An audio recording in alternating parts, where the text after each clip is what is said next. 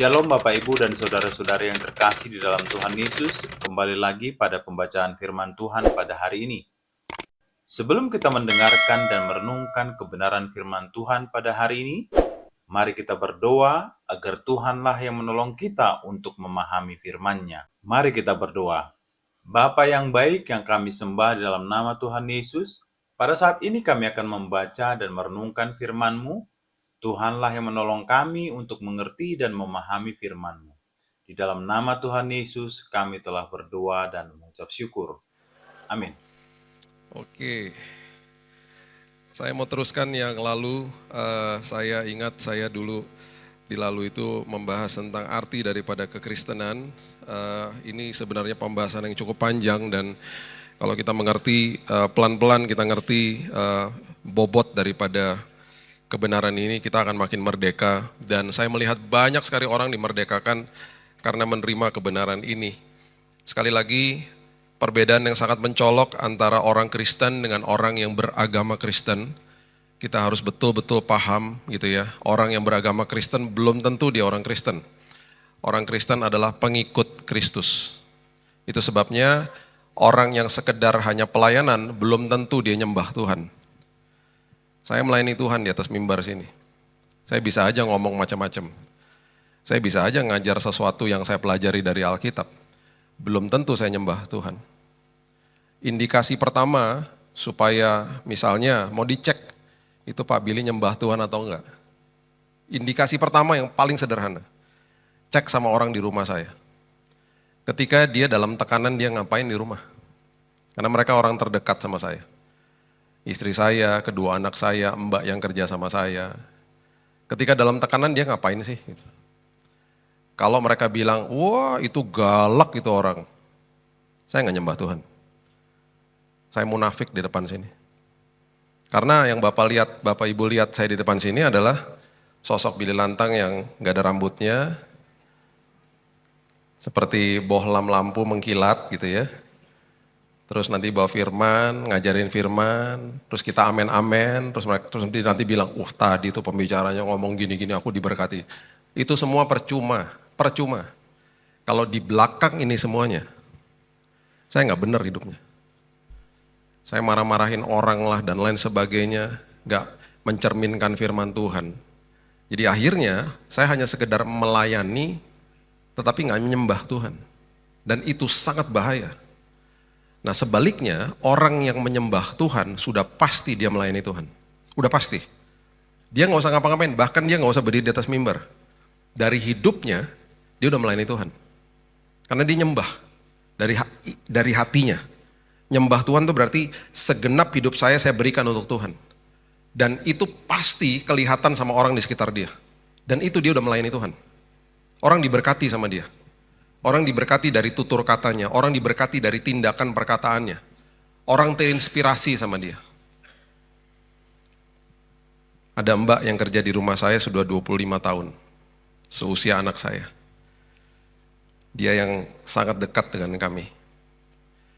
Dia kalau hari Senin itu biasanya saya tidur agak siang, sampai siang lah. Nah terkadang kalau istri saya pagi-pagi udah pergi, baik itu dia olahraga atau nganterin anak saya sekolah, mbak itu terkadang kalau nggak pegang uang tuh suka ngetok kamar minta uang buat tukang sayur. Karena saya punya langganan tukang sayur yang datang ke rumah. Namanya Pak Kumis, karena dia berkumis. Itu sayur yang paling lengkap, paling fresh memang si Pak Kumis itu. Saya berkali-kali foto sama dagangannya dia. Wah luar biasa, saya sering ngobrol sama dia. Bahkan saya pernah naik di atas sepedanya. Pak Kumis, saya cobain ya, bawain itunya, gerobak yang besar gitu kan. Berat loh, tukang sayur.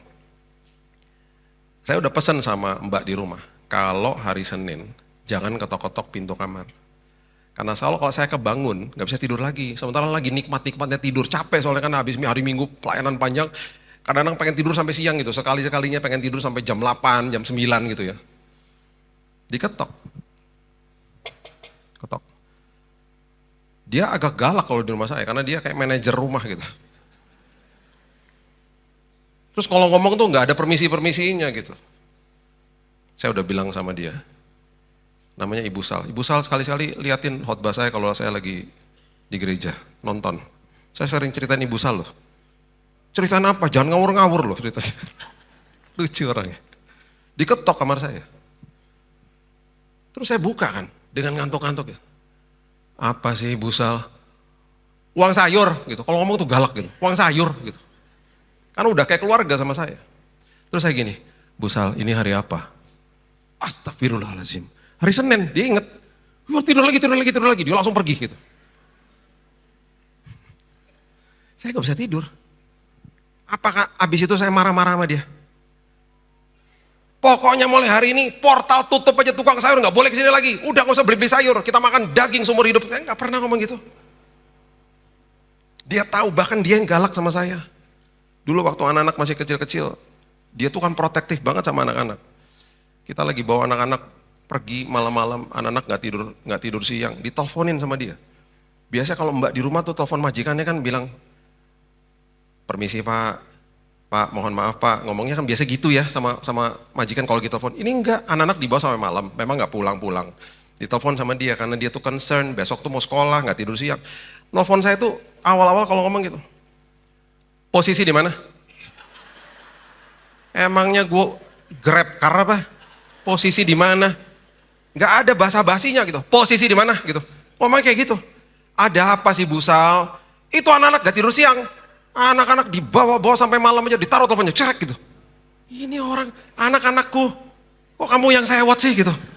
Gimana coba? Saya sama istri saya kita ketawa-ketawa karena memang dia sayang banget sama tuh anak-anak. Sampai di rumah dia gendong tuh anak, badannya besar kan, itu anak masih kecil-kecil digendong sambil ngedumel gendongnya. Anak-anak udah malam dibawa-bawa aja gitu. Ini anak-anakku juga, kenapa kamu yang sewot sih gitu. Cuman saya tersenyum aja karena dia memang sayang banget sama mereka. Sampai yang kecil nih kemarin hari tahun ini kan sih. Jadi gini loh, ini saya curhat dulu sebentar ya. Baru kita dengerin isi hati Tuhan ya. Tahun ini nih anak saya yang kecil nih kan mau kuliah pergi jauh. Jadi saya mau minta Bapak Ibu bantu doa. Jadi gini, istri saya tuh agak sensitif, saya juga sedih gitu. Kemarin saya masuk ke kamar anak saya nangis tiba-tiba. Saya bilang, aduh ini gini rasanya ntar gak ada dia. Sebentar lagi anak-anak gak ada, dua-duanya udah pergi udah sekolah, yang satu udah pergi, satu lagi mau pergi gitu. Jadi saya bilang sama istri saya, kita bentar lagi berduaan lagi loh.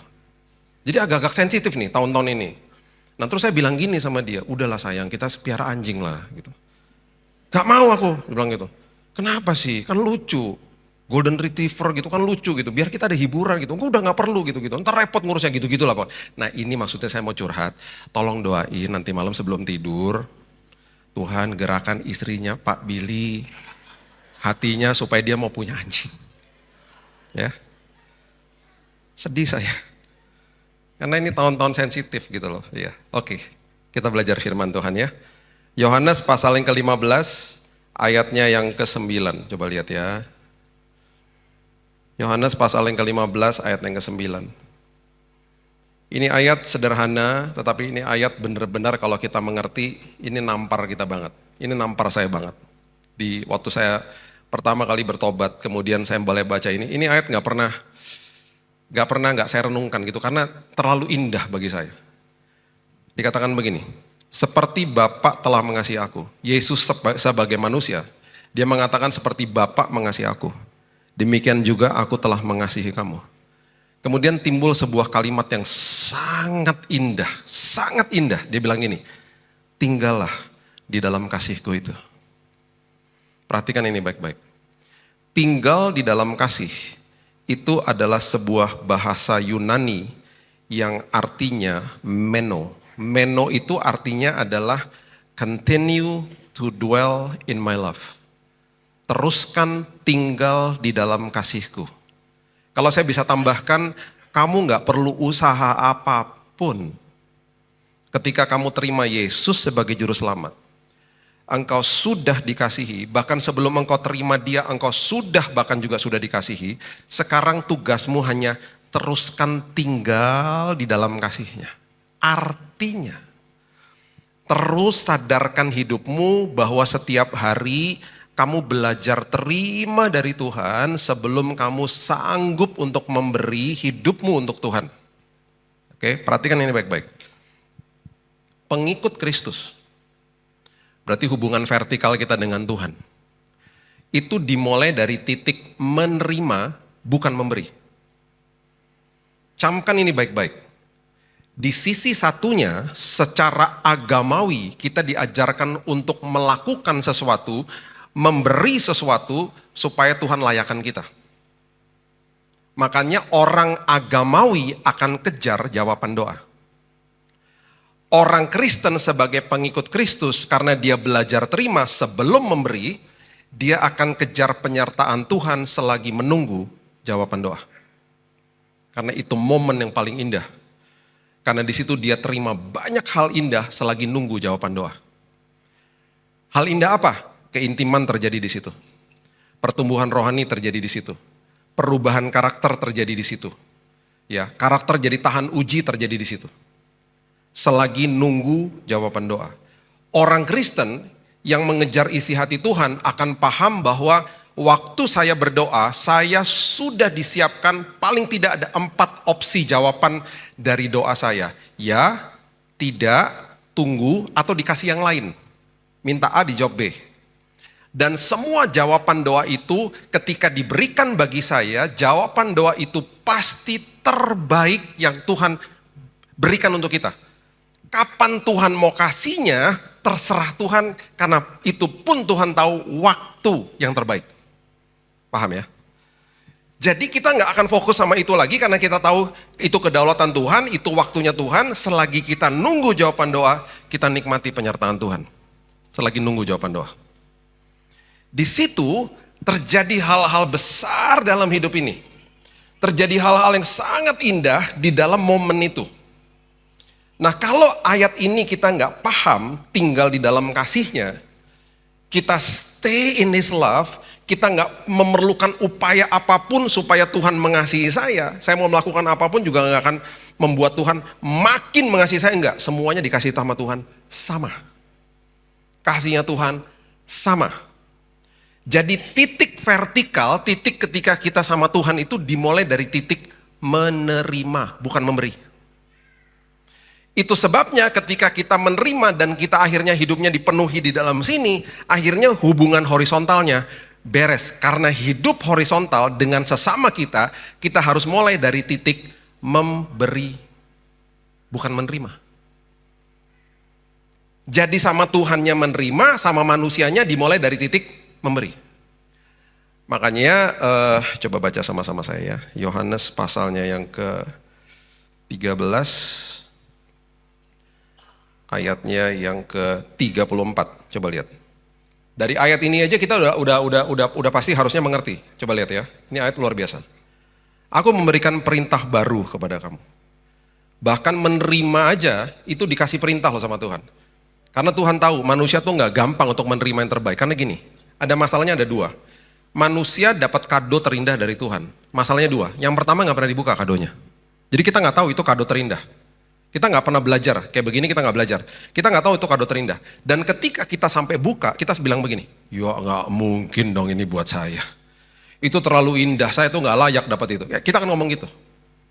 Jadi ada 2 sikap manusia, jadi itu sebabnya Tuhan bilang ini, karena memang ini terindah dan Tuhan juga tahu kita akan dibohongi sama iblis, dibohongi sama ritual-ritual agamawi yang mengupayakan hidup kita supaya Tuhan berkenan sama kita dan lain sebagainya. Dia memberikan perintah ini, makanya dikatakan perintah baru karena waktu itu Yesus pun lahir di dalam keluarga Yahudi, agama Yahudi. Dia ikuti semuanya dengan hormat kepada mereka. Pelan-pelan waktu dia mulai mengajar, dia mulai transisi kepada prinsip kerajaan sorga. Dia mulai mementahkan semua ritual-ritual mereka. Tapi dia hormati. Sampai kepada proses penyunatan dan lain sebagainya. Diikuti semuanya dari kecil. Ya. Ayat 34. Aku memberikan perintah baru kepada kamu. Karena bukan seperti yang dulu. Yaitu supaya kamu saling mengasihi. Nah perhatikan ini. Sama seperti aku telah mengasihi kamu. Demikian pula kamu harus saling mengasihi. Jadi dia ngajarin sama kita gini, kalau saya bisa balik nih kalimat gini, karena terlebih dahulu kamu sudah menerima kasihnya Tuhan, sekarang tugas kamu untuk memberi kasih itu kepada orang lain. Orang lain seringkali mengasihi kamu dan kamu nggak suka sama caranya dia ketika dia menyakiti hatimu. Sakit hati itu nggak bisa kita kontrol. Kita bisa sakit hati kapan aja. Kepahitan itu bisa kita kontrol. Ya, kepahitan itu bisa kita kontrol. Kita bisa mengambil keputusan untuk tidak kepahitan. Sakit hati itu nggak bisa dikontrol. Banyak orang sakit, ya kayak orang jatuh lah, sakit gitu ya. Sakit hati juga nggak bisa dikontrol. Sakit hati itu normal, is okay. Tetapi jangan sampai kepada kepahitan. Itu maksudnya. Jadi kita nggak bisa kontrol kan kasihnya orang itu kepada kita. Jadi itu sebabnya belajar terima dulu, baru kamu bisa memberi. Itu maksudnya. Jadi kalau kamu sudah penuh di dalam sini dengan kasih Tuhan, kamu akan lebih mudah untuk memaafkan orang lain. Kamu akan lebih mudah untuk tidak kepahitan sama orang lain. Yang terjadi adalah ketika orang menyerap sesuatu seperti sponge misalnya, dia menyerap air, ketika ditekan sponsnya, yang keluar apa yang dia serap. Misalnya diserap air, ditekan keluarnya air. Makanya ketika ada dua orang tiba-tiba berapa tahun yang lalu masuk ke pintu tol di Jakarta, sama-sama merasa kehormatannya terusik. Mereka keluar dari mobil, berkelahi, satunya mati. Konyol kan? Karena merasa apa? Gak dihormati. Padahal firman Tuhan bilang apa? Kalau kamu mau dihormati, kerendahan hati mendahului kehormatan. Kerendahan hati mendahului kehormatan. Terus firman Tuhan bilang apa? Yuk saling mendahului dalam memberi hormat kepada orang lain. Saling mendahului. Nah gimana kita bisa begitu kalau di dalamnya gak ada? Istilahnya gini loh, kita tidak bisa memberi apapun, kita tidak bisa memberi sesuatu yang kita tidak punya. Gitu loh maksudnya. Jadi kalau kita gak pernah punya kasih Tuhan dalam hidup ini, kita gak pernah sadar bahwa Tuhan itu mengasihi kita, gimana hidup di sini bisa berkelimpahan untuk akhirnya bisa mengeluarkan kasih itu kepada orang lain. Ya. Itu maksudnya. Jadi itu arti daripada firman yang di Yohanes 15 ayat 9. Perhatikan ayat yang ke-10. Diulang lagi sama Yesus. Karena dia tahu ini sangat penting, diulang lagi sama dia, bahkan diperintahkan sama dia. Dia bilang begini. Bayangin ya, suruh terima aja tuh sampai diperintahin loh. Karena Yesus tahu manusia tuh susah untuk terima-terima kayak begini. Karena waktu saat itu dia hidup di dalam zaman yang serba ritual. Semuanya serba lakukan sesuatu, baru nanti Tuhan kasih. Dia lagi kasih tahu sama mereka, sekarang udah gak kayak begitu. Inilah perintah baru. Terima dulu dari saya, baru kamu bisa kasih. Dulu orang taat supaya diperkenankan sama Tuhan. Hari ini kita taat karena kita sudah dikasihi sama Tuhan. Hari ini saya taat karena saya sudah dilayakkan sama Tuhan. Bukan untuk dilayakkan. Itu maksud Yesus. Makanya indah banget dia ngomong begini ayat 10. Jikalau kamu menuruti perintahku, dia katakan. Kamu akan tinggal dalam kasihku. Seperti aku menuruti perintah Bapakku dan tinggal dalam kasihnya. Sampai itu kalau seolah-olah Tuhan mau ngomong sama kita, dia ngomong gini, nak terima dong nak, terima. Makanya banyak orang tanya gini, gimana sih Pak cara terimanya? Aduh gampang banget ya, sadari dirimu aja. Setiap hari itu kalau saya bangun pagi itu saya ngomong gini, Tuhan makasih ya Tuhan, gak pernah sedetik pun kau tinggalin aku. Makasih ya Tuhan bahwa kasih-Mu tuh tanpa kondisi buat hidup aku. Makasih ya Tuhan bahwa Roh Kudus yang tinggal di dalam aku gak pernah ninggalin aku. Makasih ya Tuhan bahwa perkara besar yang Tuhan sudah siapkan bagi aku, itu kedaulatan Tuhan, Tuhan sudah siapkan yang terbaik bagi aku. Seolah-olah kalau saya berdoa, seolah-olah secara manusiawi, seolah-olah saya merasa Tuhan gak dengar, saya tahu Tuhan pasti dengar. Tuhan gak pernah tinggalin aku, tangan Tuhan yang perkasa pasti genggam tangan aku. Itu selalu kita harus membuat diri kita sadar bangun pagi seperti itu, supaya kita terus tinggal di dalam kasih-Nya. Makanya ketika orang gak sadar seperti begini, akhirnya pun hamba-hamba Tuhan mulai mengkhotbahkan hal-hal seperti begini. Bulan lalu contohnya. Atau 2 bulan lalu ketika Los Angeles kebakar sama api. Bapak Ibu, lihat kota Los Angeles. Murka Tuhan terjadi. Tuhan kirim api dari sorga. Kalau ada khotbah-khotbah kayak begitu jangan didengerin. Kenapa? Karena hari ini gak ada murka Tuhan. Selesai, percuma dong Tuhan katakan selesai di kayu salib. Betul, mereka adalah orang-orang yang betul-betul bejat. Betul. Tetapi pertanyaan saya, sebenci itukah Tuhan sama mereka? Sekarang kita tarik lagi ke perjanjian baru. Yang paling sering intim sama Yesus siapa? Orang berdosa. Dia mampir ke rumahnya Matius, sampai Matius taruh di WhatsApp grup, teman-temannya pada datang semuanya, diundang ke rumahnya dia. Karena dia rasa diterima sama Yesus, jadi murid Yesus. Siapa yang mau mampir ke rumahnya Sakeus? Yesus. Siapa yang nyuruh Sakeus akhirnya dia balikin uang-uang yang dia peras? Gak ada yang nyuruh, dia balikin sendiri karena dia terima kebaikan Tuhan. Orang yang terima kasih karunia Tuhan di dalam sini, melimpah hidupnya di dalam sini. Gak ada yang suruh, dia memberikan kepada Tuhan. Makanya orang agamawi akan datang kepada kita ngomong gini, kamu tuh pelayanan dong, biar kamu diberkati. Harusnya ngomongnya, bukan gitu ngomongnya. Kamu tuh pelayanan dong, harusnya kamu sadar bahwa sebelum kamu punya kesempatan untuk mengasihi Tuhan, dia sudah mati buatmu. Itu harusnya gitu dong. Kebalik-balik akhirnya.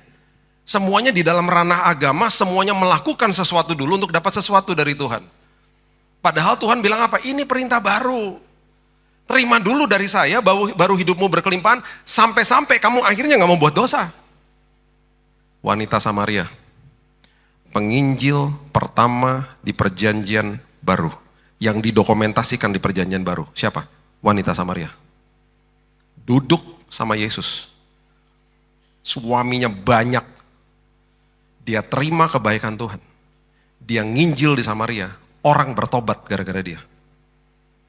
Sekarang saya mau tanya, Tuhan benci sama orang-orang di Los Angeles? Tidak. Dari mana ayatnya? Gak ada. Gak ada. Betul mereka bejat, saya tinggal di sana 13 tahun, bukan di kota itu, saya tinggal di situlah, di tengah pokoknya dulu. Saya tahu, state atau provinsi California itu bejat dari dulu, maaf ya yang pernah tinggal di sana. Memang begitu kok, pasti tahu. Pusat perfilman pornografi di situ, pusat kelahiran LGBT di situ. Hollywood terang-terangan menolak Tuhan, penyertaan Tuhan gak ada, betul. Apakah Tuhan hukum mereka? Tidak. Anak saya tinggal 90 kilo dari pusat api. Dia bilang gini, Dad, itu di daerah Pasadena, Altadena, itu banyak banget orang-orang Indonesia, rumahnya hancur kebakar, Dad. Anak saya cerita ambil nangis, dia bilang, itu kasihan banget, itu orang-orang itu banyak orang gereja loh, Dad, orang-orang Indonesia, habis rumahnya. Oke lah, mereka diganti mungkin sama asuransi, tapi memorinya hilang. Ini mereka yang sudah generasi demi generasi loh lahir di situ. Foto-foto keluarganya habis semuanya. Kasihan banget, dia bilang gitu. Tuhan hukum mereka? Tidak. Terus dihotbahin kayak begitu, jemaat makin ketakutan. Oh nanti kalau saya buat apa, Tuhan kirim api dari surga. Percuma dong dia bilang selesai. Itu ya, hal pertama yang terjadi waktu Yesus katakan selesai di kayu salib, apa yang dia lakukan? Dia robek tabir bait Allah, dirobek sama dia. Karena di perjanjian lama dikatakan tabir itu adalah pemisah antara Tuhan dengan manusia. Apapun yang memisahkan Tuhan sama manusia, dirobek sama Yesus. Jangan dijahit lagi tabirnya. Jangan dijahit lagi hordennya. Dengan pengabaran dari atas mimbar seperti begitu. Akhirnya jemaat bilang apa? Wah kalau saya begini ntar Tuhan murka dan lain sebagainya. Kasih karunia memerdekakan orang. Bukan tiket buat dosa. Akibat dosa tetap ada. Itu karena ulah kita sendiri. Saya punya teman yang karena pergaulan LGBT kena AIDS. Apakah Tuhan hukum dia? Bukan. Itu karena akibat dosa dia. Tuhan ampuni, jelas Tuhan ampuni. Itu akibatnya. Orang melakukan sebuah dosa dan dia malu. Itu akibat dosanya dia. Bukan hukuman Tuhan atas hidupnya. There is no condemnation. Percuma kata selesai diucapkan sama dia. Selesai itu artinya teleo, tetelestai, komplit di kayu salib. Tetapi tetap akan ada akibatnya kalau kita melakukan itu. Tetapi itu bukan hukuman Tuhan. Kalau misalnya papa saya mau pergi, dia bilang gini, Bill, ini obat merah ya. Kalau ada apa-apa, ini obat merah. Saya adalah orang yang bodoh sekali kalau saya bilang gini sama adik-adik saya. Papa mama udah pergi, kita loncat-loncat aja dari balkon sampai berdarah-darah. Kita jorok-jorokin kepala ke tembok sampai berdarah-darah. Kenapa? Tenang aja kan ada obat merah. Kan ada betadin. Yang bodoh siapa? Saya. Oke deh betadinnya nyembuhin luka. Abis itu borok kan, kelihatan malunya, kelihatan sama orang. Kenapa kamu luka? Yang malu siapa? Saya. Yang bodoh siapa? Saya. Jangan mempermainkan kasih karunia Tuhan, gitu loh. Sesederhana itu. Makanya saya nggak heran ketika teman saya yang saya udah pernah ceritakan, yang terlibat narkoba bertobat gara-gara kebaikan bapaknya menerima dia apa adanya. Dia pulang mabok diterima, dia pulang mabok diterima sama bapaknya. Bapaknya doain dia berhari-hari, berbulan-bulan, sampai satu hari dia bilang gini, saya nggak mau lagi Tuhan, narkoba Tuhan, saya nggak mau melukai hati Tuhan, saya nggak mau melukai hati orang tua saya. Dia bilang gini sama saya, Bill aku nggak pakai rehab loh Bill, Aku bertobat karena aku menerima kebaikan Tuhan. Aku lihat Yesus dalam hidupnya dia. Menerima, berkelimpahan, gak usah disuruh, akhirnya memberi. Itu Tuhan, itu Yesus. Itu yang dia berusaha sampaikan kepada kita. Stay in my love. Tinggal di dalam kasihku. Nah, ketika ini terjadi, ya, ini yang saya mau bagikan juga adalah begini. Di dalam hidup ini, udah pasti, kita ini pasti akan mengalami masalah. Udah pasti. Nah, ada dua persepsi di dalam hidup ini ketika berhadapan sama masalah. Yang pertama begini, kalau berhadapan sama masalah, kalau kita bermitra sama iblis, masalah itu terjadi di dalam ranah yang namanya cobaan. Karena ketika ada masalah, kita akan langsung kelihatan kelemahan kita. Langsung. Kalau kita bermitra sama iblis, dan kita tidak mau berubah, kita tetap kepada pendirian kita, karena semua masalah akan menunjukkan kelemahan kita. Mungkin cepat marah, cepat asumsi, cepat tersinggung misalnya. Ya, orang-orang seperti begini kan semua kita punya kelemahan. Waktu kita sadar bahwa ada kelemahan itu, ketika orang itu bermitra sama iblis, iblis akan menggunakan kelemahan itu untuk menghancurkan kita. Itu cobaan. Makanya kalau ada sebuah masalah, jangan bermitra sama dia, jangan biasakan menggunakan kalimat-kalimat negatif. Di situ kita akan dibuat sadar. Kita akan dibuat sadar karena ketika ada tekanan keluar tuh aslinya. Makanya firman Tuhan bilang begini, siapa sih yang paham isi hatinya? Yang licik itu Yeremia 17. Siapa yang paham tentang dirinya sendiri? Karena terkadang kita nggak paham, ada sampah-sampah yang udah nimbun di sini, ketika di dalam tekanan keluar semua tiba-tiba. Nah, itu sebabnya ketika itu terjadi, lihatlah dari sisi yang namanya ujian. Orang yang bermitra sama Tuhan, ketika kelemahannya keluar, dia berikan kelemahan itu kepada Tuhan, dan dia bilang gini, oke Tuhan, aku tahu nih kelemahan aku begini. Aku mau bermitra sama Tuhan, Tuhan gunakan ya kelemahan itu, dan ketika Tuhan menggunakan kelemahan itu, dia akan gunakan untuk membuat kita lebih baik. Kalau iblis, dia akan gunakan kelemahan itu untuk menghancurkan kita. Makanya saya katakan tadi, orang berantem mau masuk pintu tol, ya pakai emosinya, dia tahu nih kelemahan dia. Waduh, aku cepat marah nih. Dia keluar dari mobil berkelahi, mati satunya. Salah pukul. Masuk penjara dia. Cuman gara-gara rebutan masuk pintu tol. Harusnya apa? Kalau dia sadar, ini kelemahan aku marah nih. Tapi dia langsung bermitra sama Tuhan, tolong aku Tuhan. Tolong aku Tuhan. Dia tahan dirinya, dia tidak ikuti dagingnya yang sangat kuat memang. Dia bermitra dan dia bilang, Tuhan berikutnya ketika ada terjadi hal-hal kayak begini, aku mau lulus Tuhan. Nah masalahnya gini Bapak Ibu. Seringkali di dalam sebuah badai, kita mau keluar dari badainya. Kita bilang gini, aku gak mau, aku gak suka sama badai ini. Kalau kita keluar dari badai itu sama aja kita keluar dari kelas namanya. Karena seringkali badai itu dibiarkan terjadi sama Tuhan, karena itu sekolah kehidupan. Coba lihat ya, kita lihat ya. Ada dua hal yang sangat indah yang Alkitab ajarkan. Markus pasal yang keempat, coba lihat ayat 35 mengatakan begini. Saya pernah bagikan ini sedikit dan coba lihat apa yang terjadi. Markus 4 ayat 35. Sama-sama di badai, dua-dua peristiwa ini sebentar saya akan kasih tahu lagi yang satu lagi. Dua-dua sama-sama ada di badai, ya. Markus 4 ayat 35. Pada hari itu waktu hari sudah petang, Yesus berkata kepada mereka, marilah kita bertolak ke seberang. Kalau Yesus yang ngomong marilah kita bertolak ke seberang, artinya kita pasti sampai ke seberang dengan selamat. Kalau saya yang ngajak Bapak Ibu pergi ke seberang, saya nggak bisa jamin, betul ya? Tapi kalau Yesus yang ngomong, pasti akan sampai ke seberang dengan selamat, karena yang keluar dari mulutnya firman. Pertanyaan berikutnya, apakah dia tahu akan ada badai? Jelas. Apakah dia tahu dia akan tidur di buritan sebagai manusia dia lemah? Tahu. Itu sebabnya firman ini memproteksi mereka sebelum mereka masuk ke dalam badai. Mereka nggak tahu akan ada badai. Yesus pasti udah tahu, dia maha tahu kok. Mereka meninggalkan orang banyak lalu bertolak membawa Yesus beserta dengan mereka dalam perahu di mana Yesus telah duduk, perahu-perahu lain juga menyertai dia. Perhatikan ayat yang ke-37. Lalu mengamuklah tofan yang sangat dahsyat, ombak menyembur masuk ke dalam perahu sehingga perahu mulai penuh dengan air. Pada waktu itu Yesus sedang tidur di buritan di sebuah tilam. Di titik ini harusnya jangan dibangunin sama murid-muridnya. Sekarang gini, Ada ombak masuk ke dalam perahu. Mereka di tengah badai. Yesus ada di mana? Di dalam perahu toh. Bahkan dia yang menyuruh mereka ke seberang. Selamat gak? Pasti selamat. Gak mungkin enggak. Mereka gak paham. Ketika ada sekolah kehidupan, ketika ada badai, seringkali kita berteriak apa? Stop Tuhan badainya. Itu sebabnya banyak orang yang saya katakan tadi hanya kejar jawaban doa.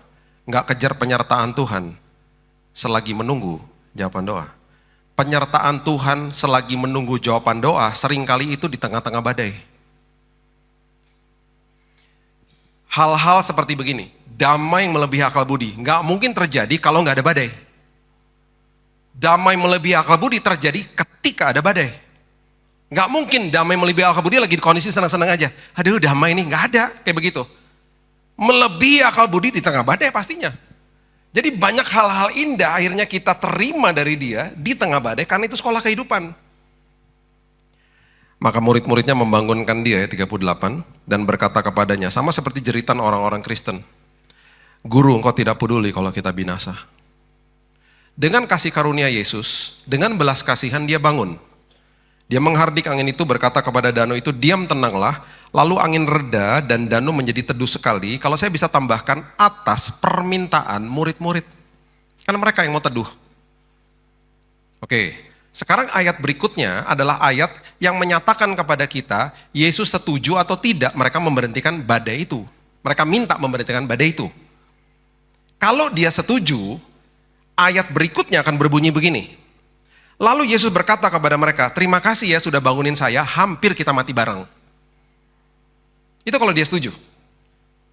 Dia ngomong gitu nggak? Tidak. Dia ngomong apa? Dia bilang begini, kenapa kamu begitu takut? Terus dia bilang gini lagi, kenapa kamu nggak percaya? Karena saya udah ngomong di awal. Karena saya ada di dalam perahu. Berarti kita akan sampai ke seberang dengan selamat. Perhatikan apa yang terjadi ketika orang bolos kelas. Perhatikan apa yang terjadi ketika kelasnya nggak selesai. Perhatikan apa yang terjadi ketika orang skip kelas, nggak masuk ke dalam kelas, dan nggak selesai pelajarannya. Ketika ada ujian, yang terjadi adalah ayat terakhir mengatakan begini, ayat 41. Mereka menjadi sangat takut dan berkata seorang kepada yang lain, siapa gerangan orang ini sehingga angin dan danau pun taat kepadanya. Udah takut, karena kelasnya di stop di tengah-tengah, prosesnya nggak sampai selesai, badainya nggak sampai selesai, akhirnya mereka makin takut, sangat takut itu berarti makin takut, dan mereka bertanya, ini siapa gerangan orang ini? Yang terjadi adalah mereka makin nggak tahu dan mereka akhirnya karena nggak lulus sekolah kehidupan, mereka nggak kenal siapa sih sosok pribadi ini. Orang yang skip kelas, bolos, nggak masuk dalam kelas, nggak akan ngerti tuh. Tapi orang yang selesaikan kelasnya, selesaikan sekolahnya, dia akan ngerti. Dia akan paham akhirnya. Nah sekarang lihat perbandingannya, sama-sama murid-murid Yesus kok. Di kesempatan yang lain, apa yang terjadi ketika mereka ada di dalam badai juga? Coba lihat Matius pasal yang ke-14. Ayat yang ke-22, coba lihat. Matius pasalnya yang ke-14. Kita sudah sering baca ayat ini, Yesus berjalan di atas air. Oke. Ayat 22, Matius 14. Sesudah itu, Yesus segera memerintahkan murid-muridnya naik ke perahu dan mendahulunya ke seberang. Sementara itu, ia menyuruh orang banyak pulang. Siapa yang suruh ke seberang? Yesus. Sama seperti yang tadi, dia yang suruh. Kalau dia yang suruh, proteksinya bersama dengan mereka, dia yang suruh kok. Walaupun dia secara fisik tidak ada di situ. Tapi justru perkara besar akan terjadi. Coba lihat. Setelah orang banyak disuruhnya pulang, Yesus naik ke atas bukit, berdoa seorang diri. Ketika hari sudah mulai malam, ia sendirian di situ. Perahu murid-muridnya sudah beberapa mil jauhnya dari pantai, diombang-ambingkan gelombang karena angin sakal. Kira-kira jam 3 malam, datanglah Yesus kepada mereka, berjalan di atas air. Kalau kita lihat kronologisnya dan lihat bahasa aslinya, dari mereka ada di badai sampai jam 3 pagi, itu sekitar 6 jam Bapak Ibu. Itu gelombangnya keras atau tidak, skalanya seperti apa, tidak didokumentasikan di Alkitab, tapi yang udah pasti mereka ada di dalam badai selama itu. Yesus memberitahu mereka pada saat itu bahwa saya berkuasa atas badai. Bahkan dia berjalan di atas gelora gelombang yang sangat keras. Dia berjalan di atasnya. Oke? Perhatikan apa yang terjadi. Lihat ya, ini lihat nih prosesnya. Sekolah kehidupan, pelajaran demi pelajaran terjadi di tengah-tengah badai yang tidak berhenti. Coba lihat ini. Ketika murid-muridnya melihat dia berjalan di atas air, mereka terkejut dan berseru, "Itu hantu!" Lalu berteriak-teriak karena takut. Tetapi Yesus berkata kepada mereka, "Tenanglah, aku ini, jangan takut." Satu mata pelajaran selesai. Jangan takut ya, ini aku, jangan takut. Diajarin, di tengah-tengah badai, jangan takut. Kemudian Petrus berseru menjawab dia, "Tuhan, apabila engkau itu, suruhlah aku datang kepadamu berjalan di atas air." Bayangin, di tengah badai, tiba-tiba terjadi mujizat. Yang terjadi apa? Lalu dikatakan begini, maka Yesus berkata begini, "Datanglah." Maka Petrus turun dari perahu, berjalan di atas air, mendapatkan Yesus. Walaupun cuma sebentar, Petrus sempat berjalan di atas air. Mujizat terjadi di tengah badai. Nggak ada satupun kata-kata keluar dari murid-muridnya untuk menyetop badainya. Pelajaran berikutnya terjadi. Tetapi ketika dirasanya tiupan angin, takutlah ia dan mulai tenggelam lalu berteriak, "Tuhan, tolong aku." Segera Yesus mengulurkan tangannya memegang dia dan berkata, "Hai orang kurang percaya, mengapa engkau bimbang?" Pelajaran berikutnya, kalau fokus kamu tidak kepada Tuhan, engkau akan bimbang. Tangannya diangkat, "Udah tenang aja, aku ada di sini menyertaimu. Aku selalu ada di dalam badai hidupmu. Di dalam waktu suka dan duka, aku tidak pernah sedetik pun ninggalin engkau. Fokus sama saya." Pelajaran demi pelajaran terjadi di tengah-tengah badai. Perhatikan ayat yang berikutnya. Lalu mereka naik ke perahu dan angin pun redalah. Kalau saya bisa tambahkan, redalah karena Yesus yang meredai. Bukan permintaan murid-muridnya loh. Berarti apa? Sekolahnya selesai. Kelasnya selesai, gak ada yang bolos. Gak ada yang berhentiin kelasnya. Perhatikan ayat terakhir, yang mengatakan apa? Perbedaan yang sangat luar biasa. Ayat 33, orang-orang yang ada di perahu menyembah dia katanya, "Sesungguhnya engkau anak Allah." Ketika kelasnya selesai, semua mengerti isi hati Tuhan. Makanya badai ada, dan ketika ada badai, biarin aja sampai selesai. Karena penyertaan Tuhan tidak pernah sedetik pun tinggalin kita. Ketika kelasnya selesai, kita akan bilang gini, "Wow, aku makin mengenal Engkau dengan lebih baik ya Tuhan. Makasih ya Tuhan." Itu yang terjadi. Makanya, kalau saya mau ajak siapapun mau pergi sama saya misalnya, ya, dari Semarang ke Singapura misalnya. Sekarang penerbangan Singapura udah gak ada di sini. Yang straight flight gak ada ya? Udah gak ada ya? Nanti saya bilangin sama Garuda, suruh buka lagi ya. Ngawur aja, Semarang kok harus ke Jakarta dulu? Kan dulu ada kan ya? Misalnya nih, dari Semarang ke Singapura, langsung, berapa sih? 1,5 jam lah ya, mirip-mirip Jakarta. 1,5 jam, 1 jam 45 menit lah sampai Singapura. Oke? Kalau disuruh pilih, Bapak Ibu mau jalan sama saya misalnya. Bapak Ibu mau nggak pergi ke Singapura sama saya, naik pesawat 1 jam 45 menit sampai, atau jalan kaki 1 bulan baru sampai? Pilih yang mana? Ayo jangan bohong. Pasti naik pesawat toh? Kalau kita naik pesawat, saya sama orang di sebelah saya dan saya nggak kenal, kita pasti mungkin kenalan di situ ya. Pernah lihat deh kayaknya di mana ya? Oh GB Gajah Mada, oh iya ya. Terus tukar-tukaran nomor telepon, kepotong sama tidur mungkin, kepotong sama makan. Sampai di Singapura, tukar-tukar nomor telepon, udah pisah. 1 jam 45 menit perjalanan sama dia toh. Setelah selesai, setelah nanti ketemu lagi 1 hari, posisi atau statusnya dia kepada saya adalah dia sekedar hanya kenalan saya yang pernah duduk bareng di pesawat. Bayangin kalau pribadi itu adalah pribadi yang betul-betul jalan kaki sama saya ke Singapura, 1 bulan baru sampai. Semarang, Pantura, Cirebon, Jakarta, jalan kaki loh, lewatin tol, pinggir tol, pakai ransel. Karena budget terbatas, jadi kita kalau malam-malam nggak tidur di hotel, nggak buka tenda. Bawa Indomie gitu, wah nyebrangin Selat Sunda sampai ke Provinsi Lampung, jalan kaki sampai ke Palembang, Pekanbaru, nyebrangi Kepulauan Riau, sampai ke Batam, naik ferry berkali-kali sampai Singapura 1 bulan. Di hari pertama ketika jalan sama pribadi itu pasti kenalan dulu. Tetapi ketika sudah 24 jam sama-sama dia di keesokan hari, nggak mungkin kan saya kenalan lagi sama dia. Maaf, namanya siapa kemarin? Ini karena kepala nggak ada rambut jadi semua nguap. Memorinya nguap. Nggak gitu dong. Besok-besok kita udah lebih dalam ngomongnya karena 24 jam sama-sama toh. Kita mulai ngomong apa? Pergumulan masa lalu. Pergumulan hari ini. Harapan masa depan seperti apa? Ngobrol sama dia. Makin tahu isi hati dia, dia makin tahu isi hati saya. Suka dan duka sama-sama. Hujan banjir sama-sama. Indomie tinggal satu makan berdua sama-sama. 24 jam kali 30 hari bareng-bareng. Setelah selesai perjalanan ke Singapura 1 bulan. Saya tidak akan bilang pribadi ini kenalan saya. Saya akan bilang apa? Bapak Ibu kenalin, ini sahabat baru saya. Itu sebabnya Tuhan gak akan cepat-cepat kalau di dalam sebuah proses. Karena dia ingin di ujung daripada itu semuanya, itu yang terjadi. Kita kenal dia dengan lebih benar. Karena dia kenal kita 100%, dia adalah Allah Elohim yang menjadi pencipta atas hidup kita. Ciptaannya dia. Loh, Alkitab aja bilang kita gak kenal diri sendiri, apalagi kita kenal dia.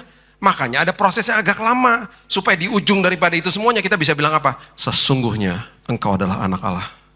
Sesungguhnya engkau adalah Elohim, Allah El Shaddai atas hidupku.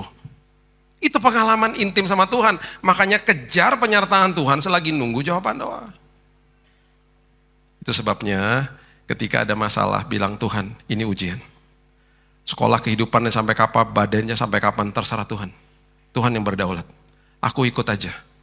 Karena sampai kapanpun tangan yang perkasa itu tidak pernah ninggalin saya. Bapak Ibu, yang sangat-sangat dahsyat dan luar biasa juga, setelah kita melewati itu semuanya, semua kita ini punya tanda. Tandanya namanya kesaksian. Makanya di dalam semua pergumulan hidup, pastikan pengalaman itu membuahkan sebuah kesaksian yang indah. Orang yang tidak kejar penyertaan Tuhan, hidupnya gak ada kesaksian. Dan di dalam peristiwa macam-macam dalam hidup ini, kita diberikan kesempatan banyak sama sekali sama Tuhan, untuk akhirnya hidup ini membawa kesaksian.